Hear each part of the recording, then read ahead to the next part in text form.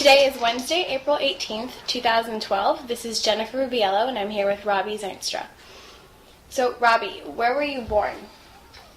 In Colorado, Fort Collins. Where were your parents born? In Michigan. Where in Michigan? In Birmingham and in Ann Arbor. Did your parents go to college? Yeah, both my parents got their undergrads. My dad got his MBA. You recently graduated from UC Berkeley last fall, 2011. Can you describe your path to Cal? I didn't do very well in high school. I surfed the whole time and didn't go very often. And then I went to community college. Didn't really know what Berkeley was, but a friend told me to apply there. I got in, and then I graduated. What was your major? Interdisciplinary. I called it, the focus was globalization and the environment. And I wrote my thesis on the history of sustainable agriculture at UC Berkeley. Would you say your family is political? Yes. Different than I am. How so? More Republican. Almost ideologically Fox News-esque. How would you describe your political leanings? Anarchist. Has your family been involved in protest movements? No, never. Occupy Wall Street started in September in New York City. Is that when you became aware of it? Of Occupy Wall Street? Mm-hmm. I've been hearing about it for months before that. Didn't think much of it, because I didn't think it would go anywhere. But it did. And then we got our camp in Oakland in October. So how would you describe your first response to the movement? Cynical. Can you elaborate? It seems very liberal to me. A lot of people trying to, I guess, compete with electoral politics and try to get electoral politics involved and try to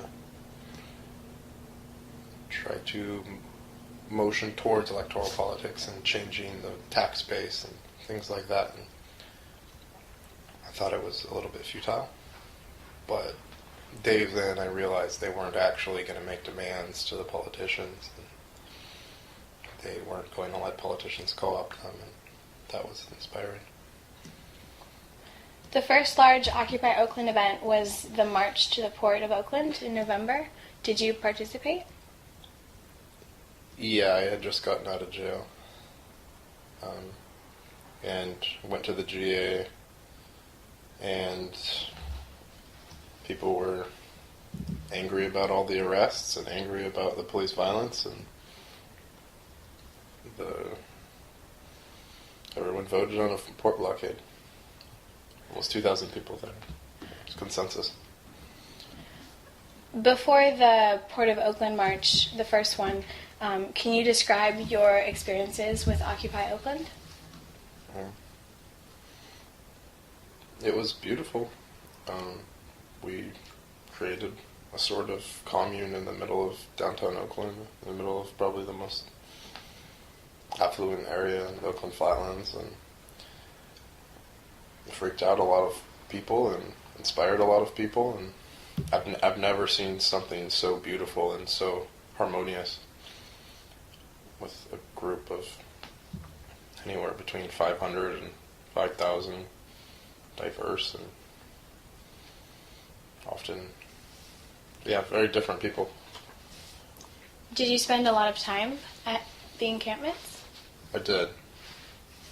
I spent a whole lot of time. Late at night, I'd stay till 4, 5, 6 in the morning, just doing cop watch, patrol for police. Just like trying to secure the perimeters, not let police in. A few of us would stay up all night doing that. And then when the raid was pretty imminent. We would stay all day, all night, just waiting for the police. Can you describe your interactions with the police? Yeah. From past experiences, I and many people who have been marginalized by police tend not to like police and the job that they do, the role that they play in society. So, Occupy Oakland had a policy not to let police in the camp. There was great hostility towards the police. Every time they would come near, there was a large group of people that would make them leave, make sure they didn't get inside. And that's because Occupy Oakland was made up of a large group of marginalized people, more susceptible to police violence. People didn't want to let their fellow comrades have to deal with that. So if we're still just talking about Occupy Oakland, there wasn't a lot of police presence in the first 15 days. In October? Yeah, from October 10th, I want to say, to October 25th. But the night of October 25th, no, it would have been the night of October 24th. There was a lot of police in the area, and we had gotten tipped off that there was going to be a raid, like a multi-jurisdiction raid. And we started to see, just on the perimeters of the city, we started to see a lot of police presence, police gathering up at the police stations. I don't know if we ever found where their meeting point was, but just based on the amount of highway patrol that were out and the amount of police at the Oakland police station that were carrying around zip ties and gas masks, we figured something was coming. Waited until about 3:30, closer to 4, which was when they said we could be there from 4 in the morning till 10 at night, maybe 5 in the morning. And we waited until then, figured they're not coming, like all these signs, and we've just gathered a whole bunch of people, set up barricades so the cop can't come in, and they're not actually coming. And all of a sudden, they started to come from every angle, and before anything could be said, they started shooting tear gas, and rubber bullets were just flying through the camp. People were getting hit and falling. It was really intense. Really, really intense, like a war zone. And there was a lot of the more non-violent civil disobedience people, maybe the ideology that comes out of the 60s, that majority of the people in Occupy Oakland don't identify with, but there were people there who did, and they all stayed and got arrested. There was about 100 of them, but then maybe 300, 400, 500 of the more self-proclaimed anarchist people left, figuring if we can't beat the police here, there's no point getting our butts kicked and getting arrested. So a lot of us left. Most of us were allowed out. And then we amassed a block or two over outside the police lines, and there was some more marches, which when the police tried to hit us with their motorcycles became a bit more riotous. And after maybe an hour or two of that, 8 in the morning, 9 in the morning, everyone went home and went to sleep. And then there was a bunch of jail actions that lasted all day outside the jail. And then everyone agreed to meet at 4 that next day at the library, the Oakland Public Library, downtown Oakland. And a march went from there with a bunch of unions, even the union that Mayor Jean Kwan helped start, a bunch of kids, a bunch of older people, just a march towards the jail in solidarity with the people who were arrested. The police didn't seem to want to let us get anywhere, and everyone had kind of made this deal not to start any kind of violence with the police, no police provocation at all, because there were so many people that couldn't fight back, kids and older people. So we expected it to be rather peaceful, or at least I did. And police kept setting up false barricades where there'd be 6 police across the street trying to block the whole thing, but they had 3-4 foot gaps in between them, so we would kind of just break up and dissolve in between them, which we were allowed to do, and they just kind of had to stand there. And that worked until we got a block away from the jail, and they set up another false barricade with probably only 4 or 5 police. And it appears, in hindsight, it seems like they got an order to just stop us no matter what. But we thought we could just walk through the false barricade again. There was nothing stopping us from walking in between the police. So we did that, and all of a sudden, the lady next to me, who was at least 65, started getting hit in the ribs with a baton, and I pulled her back to a medic, and then came back to the front, and people were still walking through. No one else had really gotten hit at that point. And when a friend of mine was walking through, who I had known to be, he was a legal citizen until 9/11, and then they took his citizenship away. Why? Because he wasn't born in the U.S., he was a refugee from a country that the United States doesn't like. But he had citizenship his whole life until this happened, until 9/11. And then, so I knew he was much more vulnerable. And he got pulled out, quite discriminately pulled out, by a cop. And a few people, including myself, pulled him back, and then the whole mass of cops just tackled us, just us in particular, and that became kind of a problem because there was 300 people surrounding the police trying to get us out. In my opinion, not really trying hard enough. People were a little scared, but they could have unarrested us if they would have tried. A few of my friends tried, but there just wasn't enough solidarity there.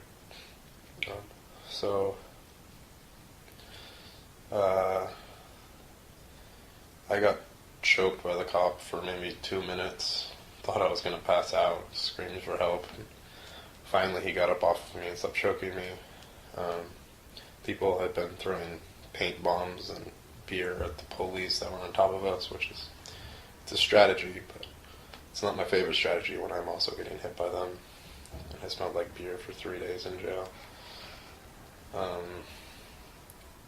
There's better ways to get people out of custody than to throw beer at cops. What happened to your friend? He had gotten maybe choked as well. I'm not sure exactly what happened, but he was hyperventilating. They put him in the back of the paddy wagon. He started convulsing, passed out, and they thought he was just screwing around, or they didn't want to deal with him. I kept banging on the back, and they would come up, ask what was wrong, and I'd tell him, he's sick, and you get him an ambulance. And finally they got him an ambulance, maybe after 10 minutes of me worrying if this kid was going to make it. And then they left the back of the paddy wagon open for me to see. They maybe forgot to close it. There's bars anyways. And I just watched the cops drag him over like he was a corpse and throw him on the back, and then I watched the fireman who was called beat up my friend, and then the cops were hitting at him, everyone was hitting at him, and then he got taken to the hospital. Maybe, I'm not sure, but the stories that came out later of what he went through were pretty grotesque, like sticking his head in toilets and things like this, beating him all night. In jail? Yeah. And After the hospital? Yeah, and he was able to post bail before immigration services could get him. So that worked out. I'm not sure what the status of his case is. I sat in North County for probably 12 hours by myself. Being arrested alone nearly alone. It just made me really vulnerable. Didn't have anyone around me, no body warmth, nothing. It was just extremely cold and miserable and scary because you have a pretty poor legal strategy when you get arrested by yourself compared to arrested with 100 other people. And that's just because when you have 100 people, it's a lot harder for the court to fight 100 cases of the same kind. What were you charged for exactly? Initially, it was a felony obstructing a peace officer, and then it got dropped down to a misdemeanor, and then that's when they sent me to Santa Rita in Dublin, which is the larger county jail, and just sat in holding cell, which is okay. You have 10 people in the holding cell. You get to know them. You can talk. Then they threw me into a holding cell with violent offenders, max security, which is the yellow jumpsuits, and they had also not gave anyone in the jail free time the day before, and said it was because there's protests going on. So it was sort of this division that they had created between protesters and themselves before I had even got there. And so they put me into some of the more violent groups, and immediately someone came up to me, noticing that I might be a protester. I was covered in paint. Asked if I was a protester, and I kind of realized what was going on there and didn't answer his question. And he started yelling at me about how he didn't get his free time, and then punched me in the face real hard. Which is weird in jail because there's this really ingrained culture of violence. So not fighting back was like looked at worse than him actually hitting me for no reason. So people were like, "That was stupid, he shouldn't hit you," but that was even stupider that you didn't hit him back. And I was just thinking, like, I just want to get out of here. I shouldn't be in here for more than 3 days. I have an arraignment in 3 days. I don't want to get myself in more trouble. So I had to deal with that situation, feeling very, very unsafe for maybe another 4 or 5 hours with that group of people. And then they took me out, or I think they took the whole group of yellows out, the whole group of violent offenders out. And then never really saw them again except for in the halls. And then they put me into blues, which is just nonviolent misdemeanors. People have gotten arrested for possessing a weapon without a permit, or breaking probation, which is what it seems like most people are in there for, is breaking probation of some sort. It's kind of like this cycle of probation and jail. People had gotten into bar fights 10 years ago and finally serving time for it. People who had ran from traffic violations. Those sort of people were in blues. The violent misdemeanors. And even there was a real culture of violence, which is what was really the sickest part about. It's the sickest part about jail. I mean, you really can't escape the violence. If you want to help somebody get out of a culture of violence, it's the last place you want to put them. I mean, and it's what they want. There's no guards to protect people. It's just gangs and more gangs and more gangs, and they just sit people in cement holding cells for hours. They take you out of your bunk room, put you into a cement holding cell with a bunch of people you might not get along with, or a bunch of people you're not allowed to get along with because there's such racial tension there. I always see myself as anti-fascist, anti-Nazi, and then the second I got to jail, get punched in the face by a black kid and get protected by neo-Nazis. Like, it was really crappy feeling getting protected by the Pecker Woods that I wouldn't talk to outside of jail. I felt really awful stooping down to that level. But I was just too vulnerable to stay by myself. And it wasn't that, the black people or the Mexicans wouldn't talk to me. It was just that at some points during the day, all of a sudden things got really tense between the races.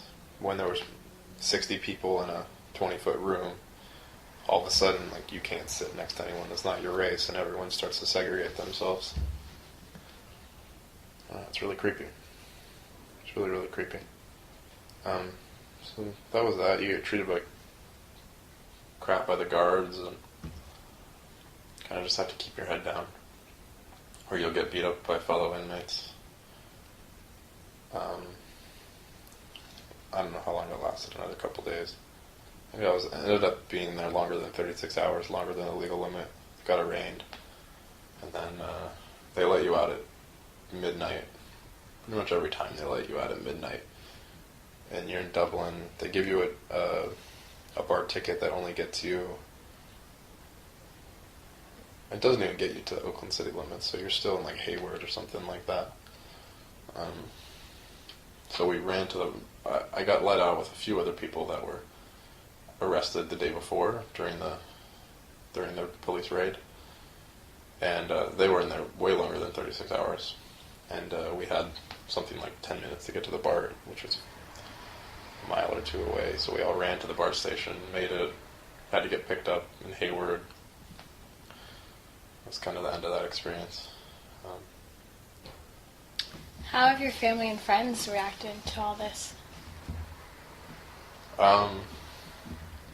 That time in particular was a little worrisome for them, because I think just based on me not picking up my phone for 3 or 4 days, and just what they saw on the news, because I think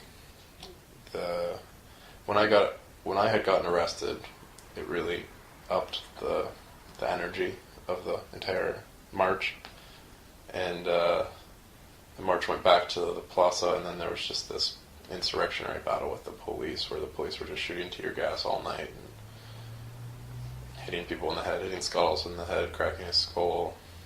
It was this really, really intense battle all night. Tear gas, rubber bullets for 8 hours. So it was a really, really violent affair from the police's side, and that scared a lot of people because no one knew where I was, and you kind of just, you can always just get lost in the system. Nobody found me in any of the jails, and it took a while for me to get out, more than normal. So that scared my family, it scared my friends, and me. I sat in the back of the paddy wagon after I got arrested, before they took me to North County. I forgot this part. Sat in the back of that paddy wagon from 5 o'clock until 2 in the morning. So 8 or 9 hours it ended up being. And they parked me on 14th and Broadway, and then they all put on their gas masks and just watched. And I watched what the other cops were doing, and they were just shooting tear gas all night. And my paddy wagon was full of tear gas all night, and I didn't have my hands to rub my eyes. It was just like the worst thing ever. Getting tear gas in the back of a paddy wagon with plastic cuffs on. Like your shoulders start to dislocate because you can't move your arms. It's really crappy. And this was on October 25th. Yeah. Since your arrest, do you feel more engaged with the Occupy movement? No. I don't. I felt... I guess it didn't change much, except for I just lost motivation to be in any vulnerable situations for a while. But still went to the park just about every day. Went to the port blockades and most actions that were happening. But I had missed the deadline to turn in my thesis when I was in jail. So for the last maybe month and a half of the semester, I was just trying to get my thesis done. So I kind of pulled back so I could finish my thesis. Speaking of Berkeley, the occupation began there at UC Berkeley on November 9th in earnest. Did you spend any time at Occupy Cal? Yeah, a bunch of people from Occupy Oakland left GA that night and went over to Occupy Cal. October 25th. No, Oh, no, sorry, November November 9th. 9th. Yeah, November 9th. And I think November 9th was the day that a bunch of my friends got beat up by the Alameda County Police and UCPD. Yeah, we went over there. It was cool. There was a lot of people. The police had settled down. There was speakers and a huge GA. I think they might have spent the night there that night. But I had spent maybe the year and a half, 2 years before that working on UC Berkeley protest movements, and it seemed really disillusioning trying to work with a group of people that's so constantly flowing through the university, so you don't have many people that feel really attached. So it was hard to, there was a lot of people interested, but more people not interested, and more people that were mad when we would shut down a building or we would block them on the Souther Gate, It was just, we had less support from students than we had support, which was... From the Oakland community? From the Cal community. Less support. So that was hard. So I stayed a little bit far away from that, and I felt like since I was graduating quite soon, it was probably something that should get taken up by the younger generations of students there. And it seems like it did, to some degree. There's been criticism of Occupy that it has no message and that it has been derailed by violence. Do you agree with these criticisms? I think it has been derailed by violence, but by police violence. Which is the violence we see most often. And any other violence is generally a reaction to police violence. People protecting themselves. Setting up flaming barricades, things like that. They're maybe not the best tactical decisions, but they're reactions to police violence in every case. So, yeah, it has been derailed by violence, but not entirely. There's groups doing really cool things in Oakland. A lot of people have kind of split up and started different groups. There's the Oakland Solidarity Network, I think it might be called, and they've been blocking auctions for foreclosed homes pretty consistently. People occupying foreclosed homes, people doing actions at the banks and forcing renegotiations of foreclosure loans. It's been really powerful what Occupy has accomplished since the camp got broken up the second time. I think it'll start to centralize itself again like it was when we were at the Plaza, but it doesn't need to. There's enough going on that's been inspired by Occupy Oakland, Occupy Wall Street. There seems to be less news about Occupy. Why do you think that is lately? That's just kind of how our media works. There's one big thing they focus on, and even if it's still quite big, they move on to the next big thing, whether it's like Jessica Simpson or O.J. Simpson or some Simpson. It's just kind of one of the many flaws of our media. There are plans for another nationwide day of action on May Day, May 1st. Mm-hmm. If Occupy heats up again in Oakland, will you get involved? Yeah, and I've been a bit involved in the planning of that.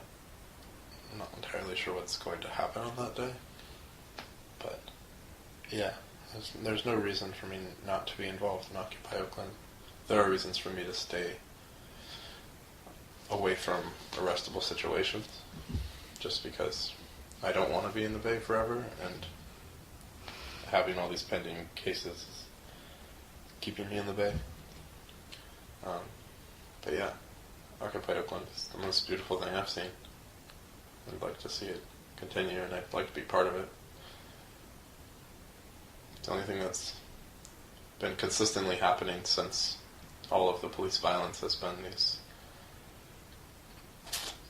weekly Saturday night FTP marches, which stands for... For the people. Yeah, for the people, or something else.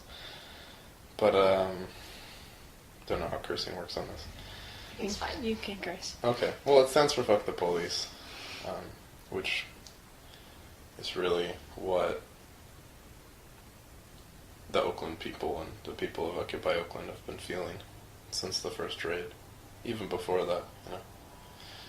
But it's the theme at this point, whereas in Wall Street, the theme might be about taxing rich people, things that are a bit more liberal and broad. We're really, really interested in getting the violence of the police out of our city, because it's sort of they're enforcing capitalism on us, you know. Like we would have the potential to squat and to stay in our foreclosed homes and to create the communities that we would like to see, create farms on unused plots of land. But we can't. The police are always there to tell us that we have to follow their rules. The rules that are leaving people jobless, you know, homeless. We'd like to see the police go. Kind of a big wish, but... Thank you. Yeah.